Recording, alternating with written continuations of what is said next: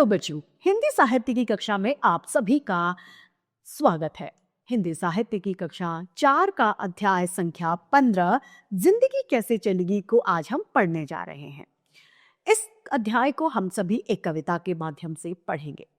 हिंदी साहित्य हमें सिर्फ बोलना ही नहीं सिखाता, यानी सिर्फ भाषा ही नहीं सिखाता, अपितु जीवन जीने की कला, उसकी महत्व, मूल्यों से भी अवगत कराता है। तो आइए इस अध्याय को प्रारंभ करें। यह है अध्याय संख्या 15, जिंदगी कैसे चलेगी। पाठ परिचय के माध्यम से हमें पता चलता है कि इस कविता में पेड़ों के अनमोल महत्व का सुंदर वर्णन किया गया है। मानव और प्राणी जीवन वृक्षों और हरितमा पर पूर्णतः निर्भर करता है।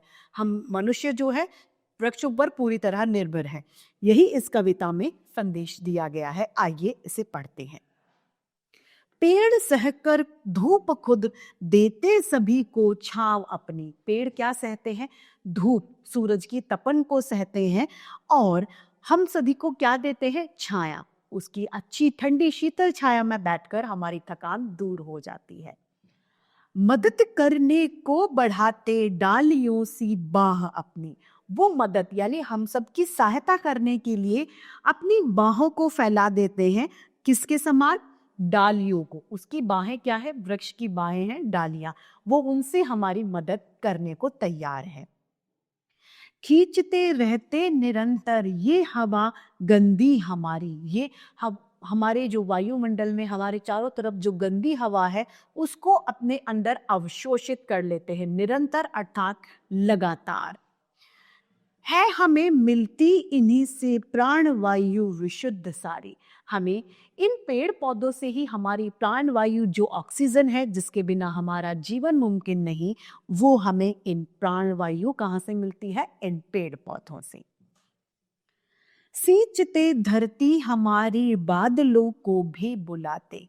ये वृक्ष हमारी धरती को भी सींचते हैं, क्योंकि इन वृक्षों की जड़ों से मिट्टी के कटाव को रोका जाता है। और साथ ही साथ ये बादलों को, जो वर्षा हमारे लिए बहुत जरूरी है, उस बादलों को भी ये बुलाते हैं।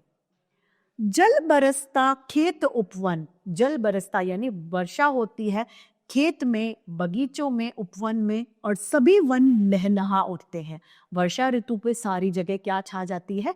हरियाली छा जाती है। मौसम बड़ा सुहावना हो जाता है। जहां उनको काटते ही तो मिलेगी छाम कैसी। यदि हम उनको लगातार जाएं, अगर हम उनको काटते, यदि हम लगातार उन वृक्षों को काटते जाएं, तो जरा सोचिए कि हमें छाया कैसे मिलेगी। जब वृक्ष ही नहीं तो हमें छाया कैसे मिलेगी। मदद करने को बढ़ेंगी डालियों सी बाह कैसी। जो वो डालियां हैं जो हमारी मदद करने के लिए बढ़ती हैं, जिन्हें वृक्ष के हाथ कहा जाता है, तो जरा सोचिए कि वो डालियां किस प्रकार से बढ़ सकती हैं। और लेते सांस भी फिर प्राण वायु कहाँ मिलेगी। और जो हम सांस लेते हैं वो प्राण वायु हमें बताइए कहाँ से मिलेगी। यदि हम लगातार वृक्षों को काटते रहेंगे, अपना स्वार्थ सिद्ध करते रहेंगे, तो बताइए एक दिन हमारे पास वो नौबत होगी कि हमें प्राण वायु, ऑक्सीजन भी नहीं मिल पाएगी। प्राण वायु नहीं मिली तो जिंदगी कैसे चलेगी।